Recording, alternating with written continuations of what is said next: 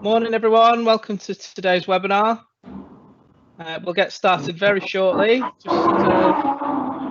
let a couple of people get logged in.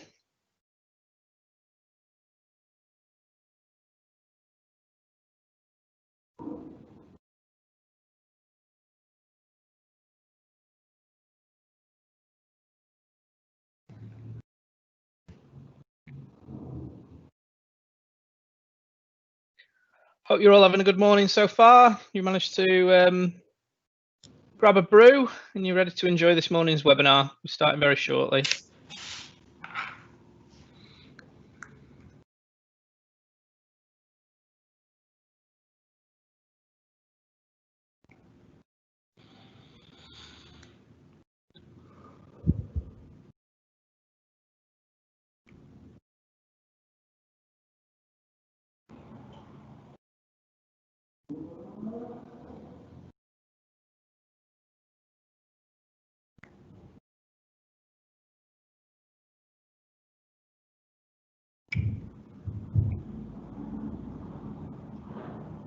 Morning everyone, I can see more people joining us now.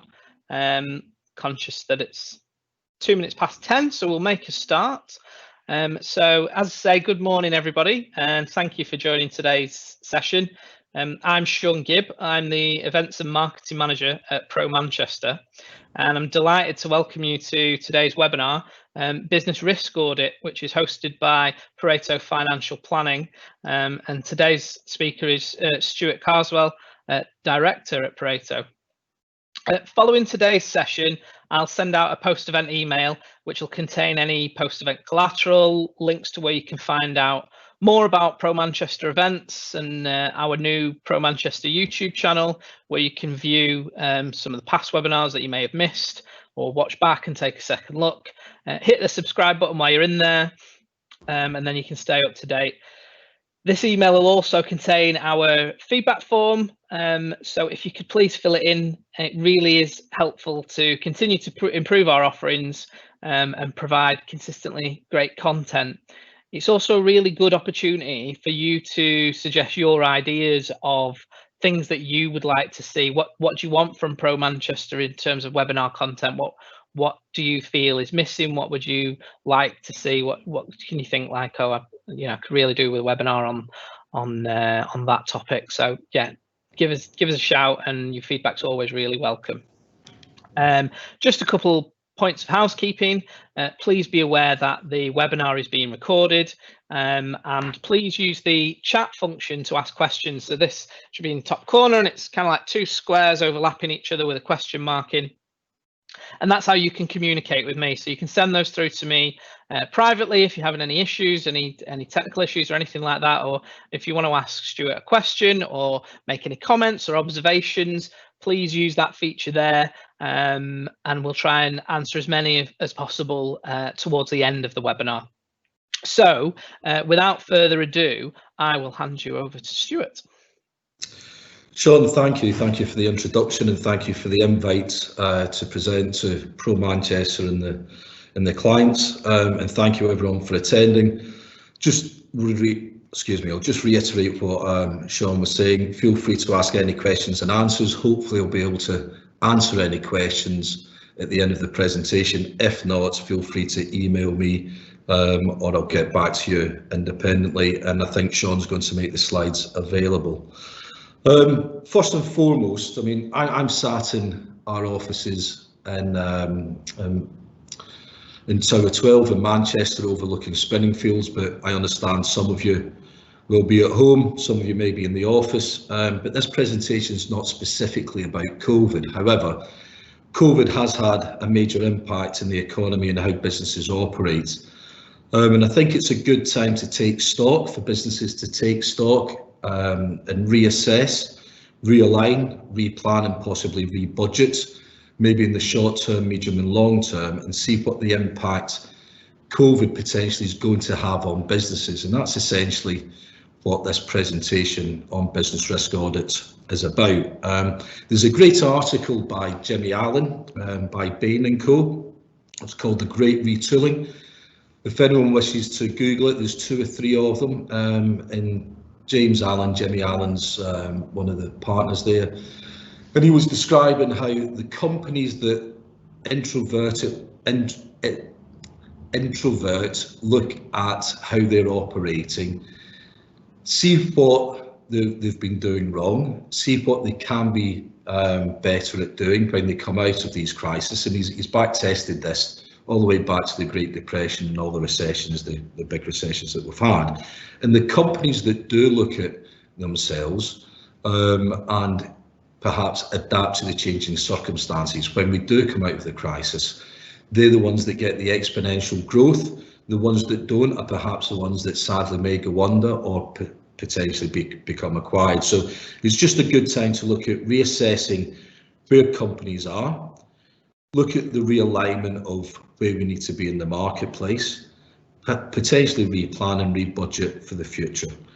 I mean, if we just have a look at some of the stats, already there's been over £5.5 billion worth of funds lent through the CBILS programme, and furlough, there's been, they believe it's cost the government around about £30 billion already, potentially rising to £100 billion at the end of October. Now that money has to be repaid back, so obviously there's going to be some form of squeeze on the markets with taxation. The only way that we can increase revenue is by increased money and decrease certain costs, and I'm including British government PLC in that. So quick agenda, I'll just run through who Pareto Financial Planning are and who I am. I'll just touch on that. I've seen some of the attendees who will know me personally know Pareto, and I'm sure I'll get barred for my presentation skills when I'm next in the Oast House when lockdowns finally stopped. Then we'll have a look at establishing an exit strategy for a company and how we quantify that exit strategy. Once we've established and quantified that, we can have a look at identifying the risk posed to that strategy taking place. Once we know the risks, then we can have a look at how we mitigate those risks and minimise them, so we can reduce the impact of certain risk factors on an exit strategy of a business. We can also have a look at how we minimise the cost of those, and with every risk mitigation there's going to be some form of cost. So how do we mitigate those costs and make it as cost neutral as positive for companies out there? And then lastly, I've got a case study that I'll just touch on, and that's a live case study. Obviously under data protection we've taken names out, but it'll just hopefully tie everything up with regards to what I'm looking to discuss today. So really briefly, who are Pareto Financial Planning? Well, we're independent financial advisors. Where we differ from most financial advisors, we have a staff of over 50, 18 professional IFAs, Northwest based, but we do have clients nationwide. But we specifically work with accountants, banks, corporate finance houses, solicitors, and general insurers. That's where we get most of our clients from. And 90% of our clients are owner managed businesses, SMEs. Therefore, we understand what's happening in the marketplace and how it affects most of our clients. Because our client base is 90% owner managed businesses, we understand that a client's largest asset is generally their business. And it's our job, working with our professional contacts, to look at protecting that asset first of all. So how do we protect it? Because there's no point growing it if it isn't protected. And then how do we maximise and how do we allow our clients to maximise and realise the value of that asset? So a little bit about myself. I've worked at Pareto since inception in 2017-18, but previous to that, the company is owned outright by John Stevenson and George Chantry, who I know a lot of you will know, and I've worked with John and George since 2002 at our previous company. And as I say, we have extensive experience looking with SMEs and owner managed businesses, but we also have a number of sports and entertainment clients. It's my responsibility to look after and develop existing business relationships in terms of third parties. So again, if there's anyone out there that would like to discuss if we can work together at Pareto, feel free to contact me direct or via Pro Manchester. So the purpose of the presentation is to help our clients protect and maximise the value of their business by establishing a quantifiable succession plan and identifying the risks, how best to mitigate these risks, and making this as cost neutral as possible. But when I say a quantifiable succession plan, there was a survey that was taken out last year, and they believe that around about 35%, only 35% of businesses have some form of quantifiable succession plan. I actually believe that's probably a bit too high. I think it's probably about half of that. And when we say a quantifiable succession plan, have they got something actually in place with all the shareholding directors? And most of the time it isn't. There'll be an arbitrary woolly concept of this is what we'd like to do, but there's nothing actually set out. And the business risk audit is just sitting there to have a look at how we make the succession plan, how do we quantify that, make it tangible, what are the risks involved, how do we mitigate those, look at the costs and make them as cost neutral as possible. So succession planning. Well, in terms of if you're a business or if you're working with businesses, first and foremost, the first question that we should be asking all director shareholders is, what is your exit? What is your succession plan? How do you realise the value of your business? A lot of the time, people concentrate and they'll have regular reviews on pensions, on SIP or SASs, or they'll have regular reviews on their investments. But how often do they have a regular review on where the company's at, where they're looking at getting the company to, and what timeframes are they looking at? Now, with regards to this, even if they've had that discussion, do they have external, do they work with external partners, such as corporate finance, such as their accountant, such as the tax partner within the accountancy practice? Have they sat down with the solicitor and had a look at their shareholder agreements, the articles of association? Have they sat there and had a look at any potential litigation? Have they sat and had a look and spoke to their general insurers about the insurances that perhaps they require to protect the business, both where they're at in today's environment, but also where they're looking at getting to? And also, have they sat down with the banks? I think banks are a lot more proactive now, particularly with what's happening with the economy in COVID, but also with the changing way you can actually gear up and get some credit. There are different avenues to get credit, so banks have become a lot more proactive in assisting clients. A lot of clients will have a time frame in mind, so it will be generally 55, 60, 65, that's when they're looking at exiting, which is great because it's a starting point. But if you don't have an exit and succession strategy in place, is it a management buyout, is it an IPO, is it a trade sale, are you just looking at folding the company and taking money out? It's great to have the time frame, but you also have to have that coinciding with what's your exit, what's your succession plan and how you're going to do that. And again, when we have a look at what's the value today, a lot of shareholder and directors will have an idea of what they think the value is, but have they actually quantified it? And a lot of the time when it's your business and you've built it up from scratch, you've got an emotional attachment, but when people are coming into looking at buying the business, they're looking at the hard facts, they're looking at turnover, they're looking at EBITDA, they're looking at what's the ongoing income coming in. Is there one major supplier, or is there one major third party that you supply to, and could that have an impact on the value of the business?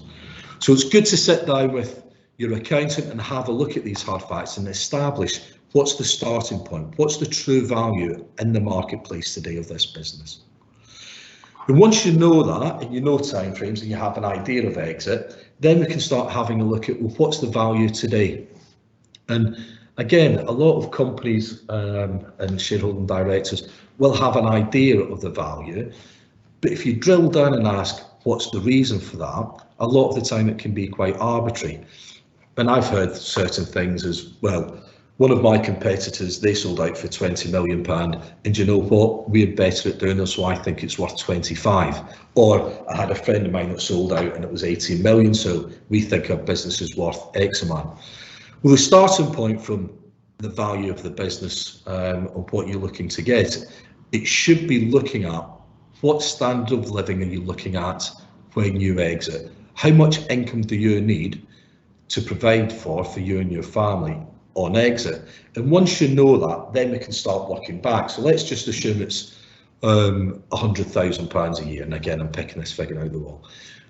And if we assume a 4 to 5% return, we know that you need to be selling net proceeds, or investing, excuse me, the net proceeds of the sale between 2 and 2.5 million, which is great because there we have a starting point. But you've also got professional fees for the sale of the company. You may have liabilities that you need to pay off. There will be tax to pay. But there may also be one-off things. You may want to be buying a place in Abersock or a place over in Havia, or you may be looking at setting up some money for intergenerational planning. So if we assume 2 to 2.5 million pound invested will give you the income, but then you've got one-off capital payments, the professional fees, insurance, and any monies. Then we've got a starting point, and let's assume £6 million. It may be you were looking for 10. But if we know that you could have the lifestyle that you're looking for at 6, we're not saying accept 6, but if we know that you could accept 6 and have that lifestyle that you want, after all the capital expenditure from the sale, then if someone comes in and offers you 8, but you thought you needed 10, at least you're in an informed position where you can start contemplating whether it's the right thing for you. And it may be going back to how you exit. You sit with your corporate finance partner or your accountant, and you start saying, well, I might take a little bit off the table and leave a little bit on, and we can grow the business together depending on how you wish to exit, and then you have a second bite at the cherry.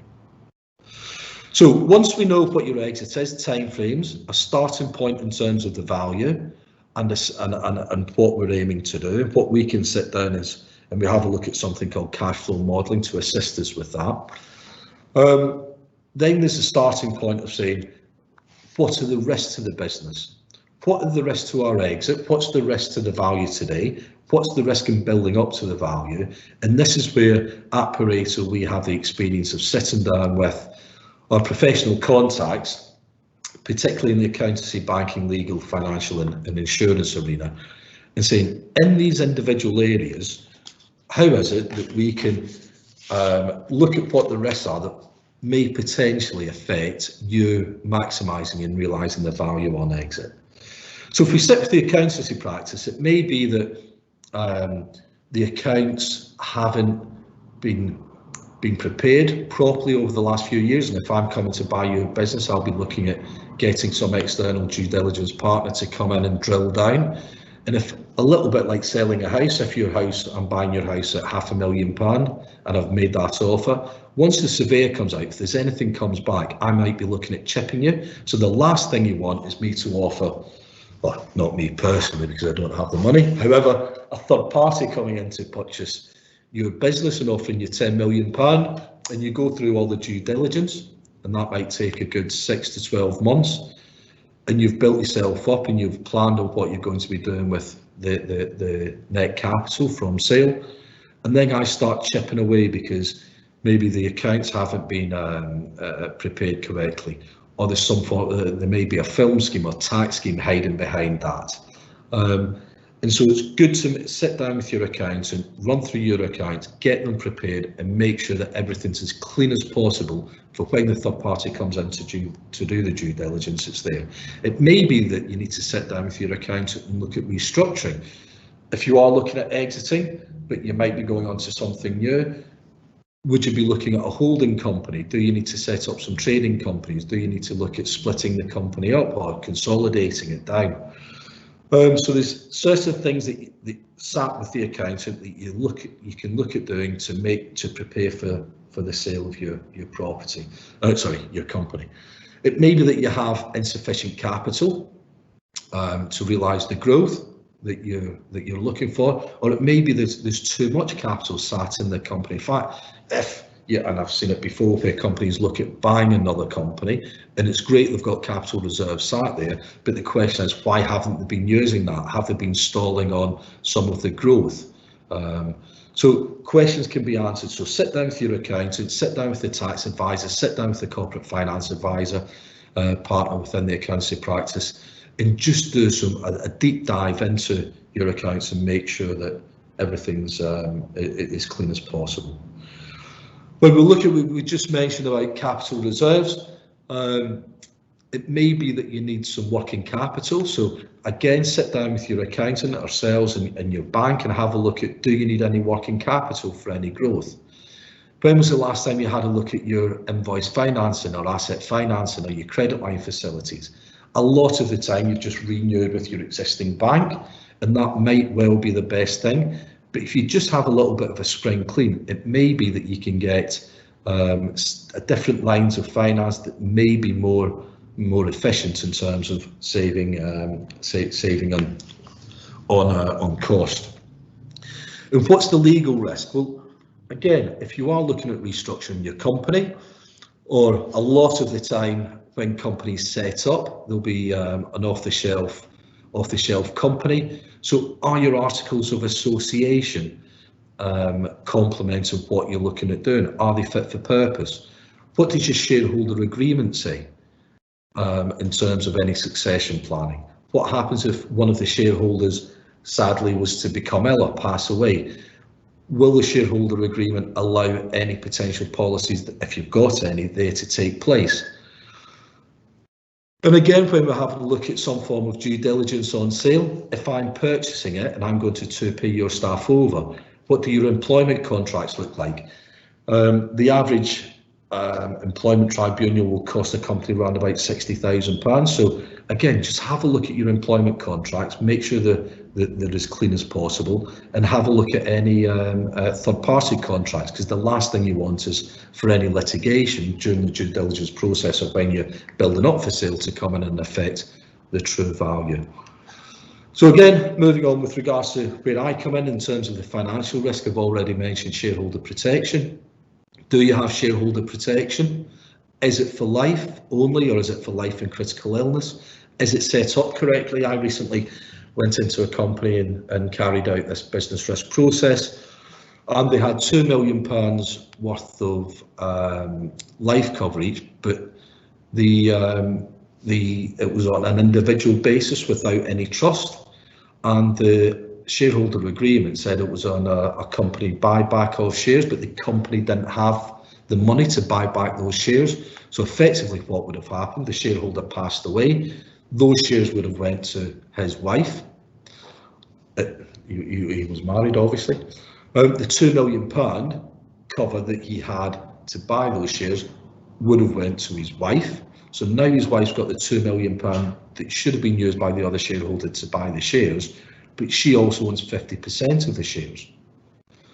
So the surviving shareholder has got 50% of a business that he should have had 100% of, but the shareholder agreement is going to say that he has to buy the shares of the surviving spouse, the deceased shareholder's surviving spouse, and they didn't have the capital in the company. So again, it's just worth looking at how if you have any shareholder, what it's for and how it's set up. And again, we can do this fee-free without no obligation at Pareto Financial Planning. The other major risk involved is if there's any key people. We again, just mentioning, not mentioning any names, but mentioning some examples where there was one person that was quite IT orientated, and they believe that the turnover was about 80% due to the one person within this fintech company, and they didn't have any key persons cover on that individual. And it doesn't cost a lot for key persons cover, for life cover, and all that we did was protect this individual, but the company owned the policy, so should anything happen to that key individual, money came in it, and it would allow the company a little bit of capital to buy some breathing space, but also allow them to get sort of third-party person to come in and replace and train the person up. So it just gives that little bit of respite. And again, what's the insurance risk? And I've got an example with regards to in the case study. The insurance, do you have the correct general insurance policies? Most people will have liability and indemnity and directors and officers, but what about cyber insurance? There's a lot of cyber attacks going on, particularly again without not being COVID centric in this presentation, but we've seen a 28% increase in cyber attacks with regards to cyber attacks, and you can insure against this type of thing. So sit down with your general insurer, make sure they're being proactive, have a look at what the risks are within your company and what you can do about it. So again, how do you protect your business and mitigate the impact of anything happen? Well, I've already mentioned with regards to sitting down with your accountant, and hopefully your accountant will have a good corporate finance team there. They should also have a good tax advisor. When we're looking at building up for sale, your corporate finance advisor can act effectively as a non-exec director, and they should be in regular contact with you and holding you, because as director shareholders, your day-to-day priority is making sure that invoices go out and money comes in and you get the growth. But with a good corporate finance advisor partner, they will sit down and they'll have a business plan in place and they'll hold you to task with things that may have slipped while you're concentrating on the day-to-day running of the business. Speak to the tax partner. If you can restructure and mitigate the tax that you're going to pay, then again there'll be a larger amount of net proceeds from sale. That again, rather than saying that you need 10 million, it may be that you can accept 8. We're not saying that you accept a reduced value in your business, but if you can structure it correctly and pay as little amount of tax as you possibly have to under HMRC, then there's more left in it for you. And again, work with the general accountant, and that's on a day-to-day basis, making sure that your accounts are filed correctly, making sure that there's nothing that's going to crop up when the third party on purchase is going to do their due diligence. Moving on to mitigating the impacts of something happening, ensure that the structure is correct, and ensure that your articles and your shareholder agreement allow those, if you are going to change them and if it's still an existing structure, ensure that the correct legals are in place. As I mentioned before, a lot of companies, when they start off, it's an off-the-shelf company with off-the-shelf articles and agreements, and it may be you need something a bit more bespoke, because the first 2 years of any business is about making sure money comes in so you can pay the bills. The next 2 years is about building up shareholding and directors income streams, and after 4 years most owner managed businesses are in a good place, and what they can then start to do is concentrating on growth. But a lot of the time what they don't do is go back to the very start and make sure that the structure's in place and the legals are in place. But again, it's just good with regards to the business risk audit, just to go back to basics and make sure that all of these things, you create in effect a sales pack, so when a third party does approach you, you're in a position to move. How many companies and how many people will have a business within the companies and businesses have a business will and power of attorney? Now, most people don't have a personal will, only around 10 to 15% of people have a business will, and only about 3 to 5% have a power of attorney. But it might be, if I'm a 50% shareholder, I might not want my spouse to come in and have the power of attorney to make decisions within the company. I might want that for my family, for my personal side, but maybe not in the corporate. So it's worth sitting down with your solicitor, get a business will, get a business power of attorney to establish that specifically for the corporate side. Review contracts, employment contracts, I've already touched on this, in third party contracts. And if the third party is looking at paying across, they need to be as clean as possible. We've already touched on with regards to the shareholder protection and making sure it's correct value, but also making sure that they're set up correctly. Do you want it's in a company buyback? Do you want it in a cross option? And again, at Pareto, we can sit down and run through the best option for yourself along with your solicitor and accountant. Ensure your key people, any key people within the business are insured, and they're also insured for correct value. We had a key person, and he was insured for £6 million, but he wasn't worth that, and actually the policy probably wouldn't have been valid. So it's worth renewing those contracts on a regular basis, and we would say it should be at least on a biannual basis. So if you do have, or your clients have, any shareholder protection or key persons cover, they should be reviewed at least biannually, more than likely on an annual basis. And sit down with your general insurer and make sure that the policies you've got are fit for purpose, but also make sure that there aren't any alternative insurance policies that perhaps may mitigate the impact of something happening. But if you're looking at growing your business, it's worth also looking at marketing companies and SEO, and working with people and institutions such as Pro Manchester to have a look at how you can get your brand awareness out there into the sectors that people may be looking at buying your company. If it's a semi-hot lead and people know about your business, you'll be much more approachable in terms of if someone's looking at buying or acquiring your business.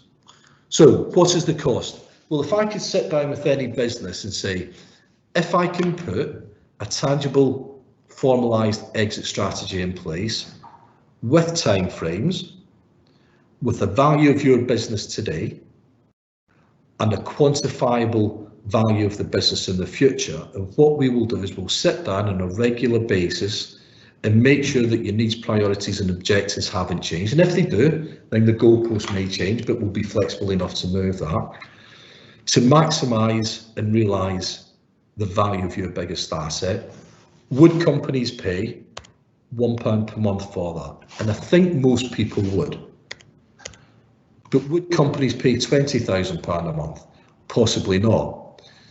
So actually, it's not the concept of the business risk review, it's how much is it going to cost me, Stuart, to get Pareto financial planning involved? How much is it going to cost me to get the corporate finance and the tax planner and the accountant within my accountancy practice involved? How much is it going to cost me to get the solicitors and the general insurance and the banks involved to relook at lending? Well, first of all, we don't know. But what we can do is we can sit there and say, well, if we get these third parties, what we can do and get and have an idea on a one-to-one basis, how do we make it cost neutral or potentially cost positive? Well, we go about doing that by reviewing your lines of credit. So again, I touched on before, having a look at invoice financing, asset financing. There may be alternative ways that are cheaper, but let's sit down and have a look at those types of finance agreements and see if we can save you money on the cost of those.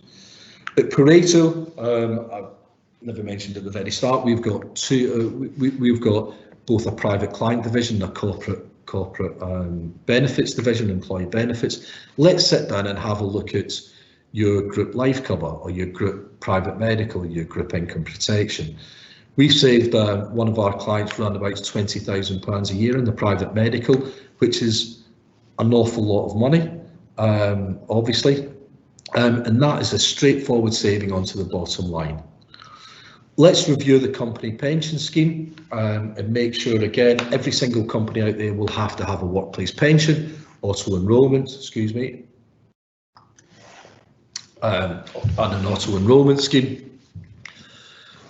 And we can have a look at the structure of that, and simply by switching it from a net pay arrangement to a salary exchange, a salary sacrifice arrangement, there's a potential national insurance savings. And again, without going into too much detail, we've saved one of our companies over £60,000 per annum. And again, along with the private medical, that's a year-on-year saving. It's a saving every single year straight onto the bottom line of the national insurance.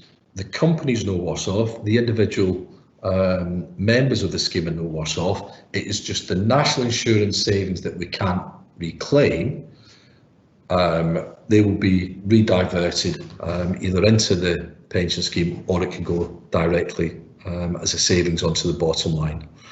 And again, working with our general insurance partners, let's have a look at your general insurance plans and let's see if there are some savings that you can make there.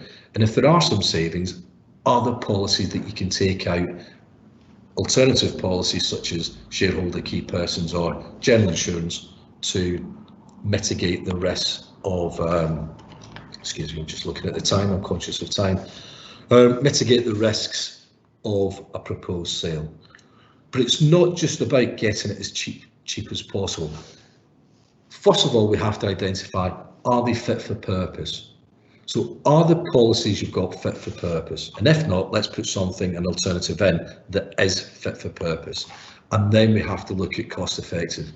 Most companies out there don't want the cheapest. What they want is the best value. So make sure it's fit for purpose and make sure it's as cost effective as possible. And again, we can sit down with our partners and assist on that. So just trying to bring all of this to life, we had a recruitment company valued at £16 million, wanted to sell in 3 years' time with a turnover of 6 million, EBITDA 4 and £2 million cash in the bank. And I know those figures look strange, but essentially it was a headhunting company. There was only 6 staff, and the only cost to them, and when I say headhunting company, it was blue chip, boardroom directors, international, but the 6 staff, the only cost was the salaries and expenses, which were quite high. And when I say they wanted to sell in 3 years, they started off the discussion saying, I want out in 3 years. And we said, well, do you want fully out? He said, yeah, I want full sale out in 3 years, doing nothing. And the problem with this company is the contacts that the main managing director had, that's where the true value was. And any third party coming in to buy this would want the managing director to be there for at least 2 years. So when the managing director is saying, I want fully out in 3 years' time, well, what he was talking about was getting an agreed sale within 12 months.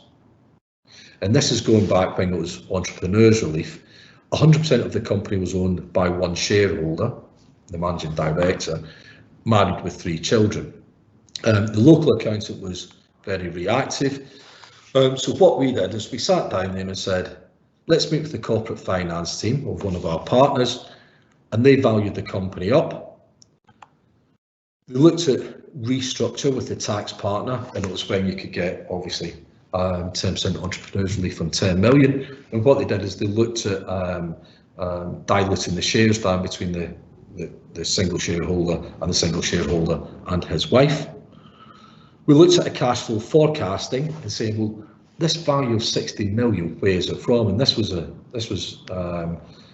arbitrary figure, and the figure of £20 million was arbitrary as well. It's just what the individual thought that they were looking for. And when we sat down with the tax partner and the corporate finance team, and we went through our cash flow modelling, it ended up that they didn't need anywhere near the £20 million in 3 years for the lifestyle that they were looking for.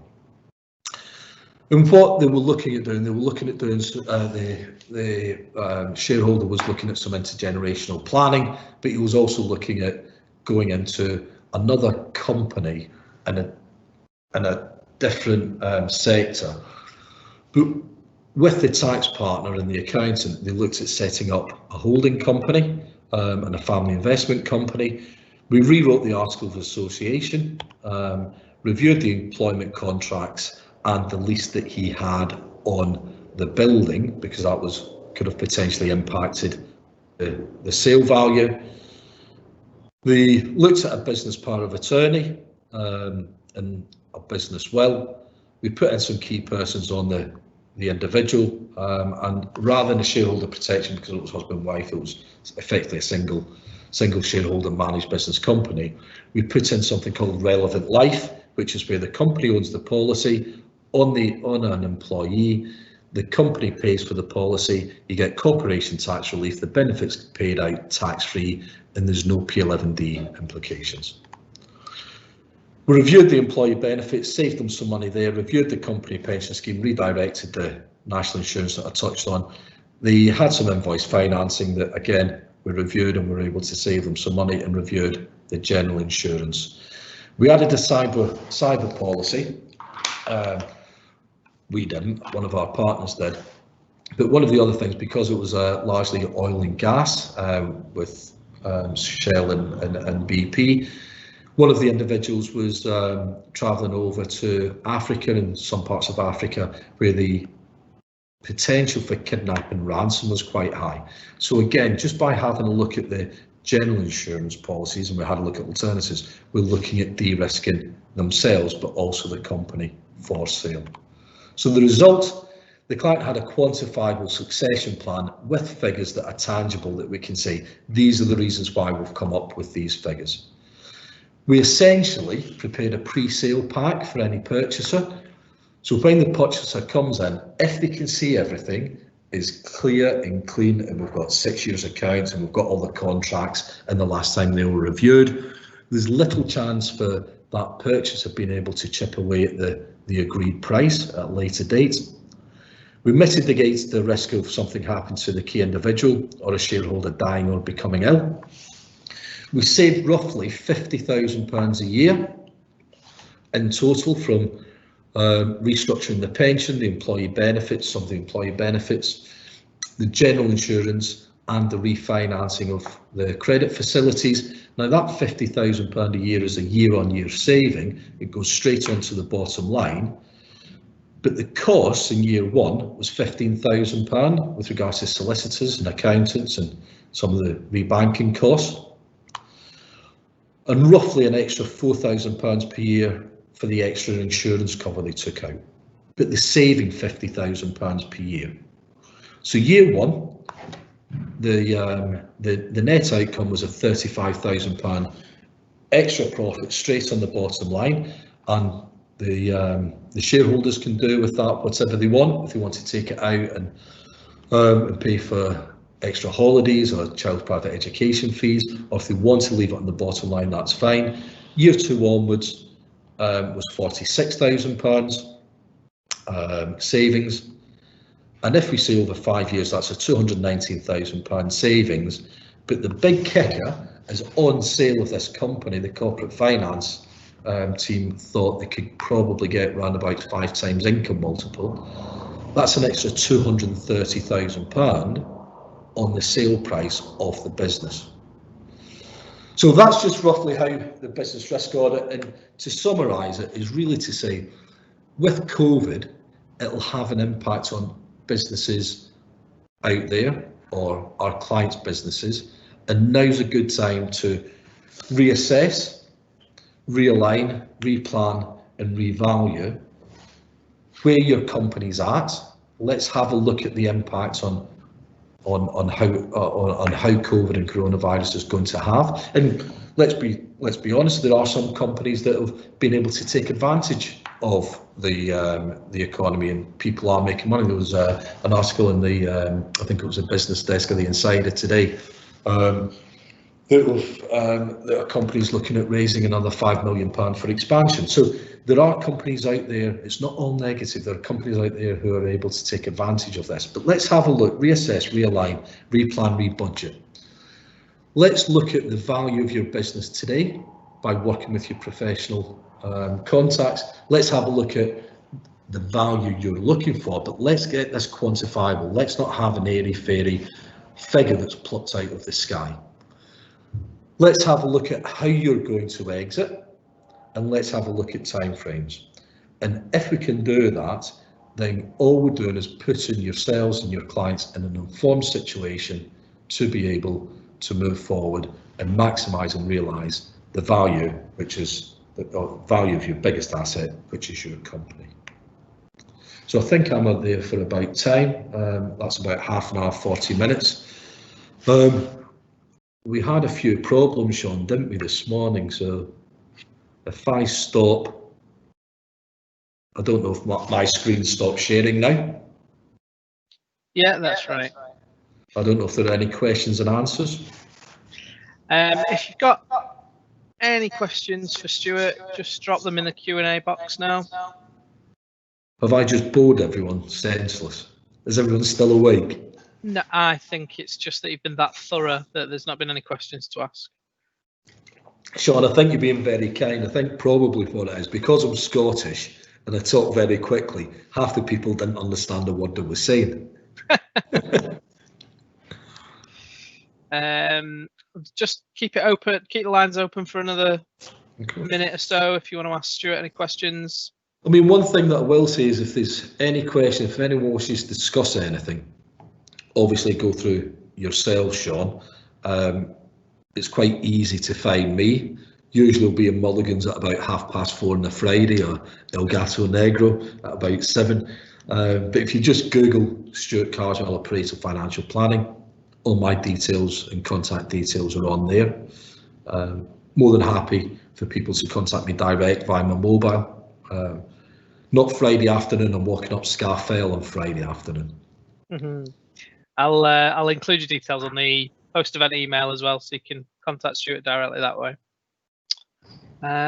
So yeah, if there isn't any questions, I'll close off the webinar. All that remains to say is a big thank you to Stuart for hosting, a big thank you to Pareto, and a big thank you to all of you as well for joining us. So thanks everyone, have a good rest of your day. Thanks Stuart. Good, thank you, thanks for the invite, have a good day everyone.